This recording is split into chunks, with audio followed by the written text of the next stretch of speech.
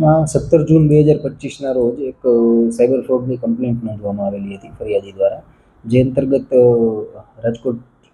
રાજકોટ શહેરના માનનીય CP sir, માનનીય એડિશનલ સીપી સર તથા ડીસીપી ક્રાઇમ સર નાઓની સૂચના હતી કે તાત્કાલિક તપાસ કરી અને આરોપીઓને પકડવામાં આવે. તો તે બાબતે સાયબર ક્રાઇમ પોલીસ સ્ટેશનના પીઆઈ તથા તેમની ટીમ દ્વારા તપાસ ચાલુ હતી, જેના અંતર્ગત જે ફર્સ્ટ લેયરમાં 3 એકાઉન્ટ આવતા હતા તેમાંથી એક એકાઉન્ટ ધારક વ્યક્તિ કે જે ગૌરવ નકુલભાઈ સોનવણે છે, જેનું માહિતી કઢાવતા તે પુણે મહારાષ્ટ્રમાં હોય તેવી બાતમી મળેલ હતી અને તેના આધારે ટીમ તપાસમાં ગઈ હતી. તો આરોપીને ત્યાંથી પકડી આવેલ છે અને આ આરોપીનો રોલ એવો છે કે જે એણે પોતાનું એકાઉન્ટ તેના એક મિત્ર સચિન મોરેને આપેલું હતું કમિશન લઈ, અને તેના બદલામાં એણે એકાઉન્ટનો ઉપયોગ કરવા આપેલો હતો, જેમાં તેના એકાઉન્ટમાં 8,14,000 રૂપિયા જમા થયેલા હતા. કુલ ફ્રોડ 16,67,000નો હતો.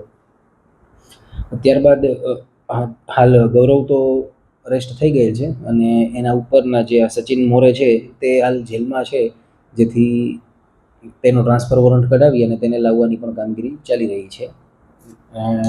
આ ઉપરાંત આ જે ગૌરવ સોનવણે છે તેને પોતાનું આ જે એકાઉન્ટ છે તેના પર અલગ અલગ 9 રાજ્યોમાંથી સાયબર ફ્રોડની કમ્પ્લેન્ટ દાખલ થયેલ છે.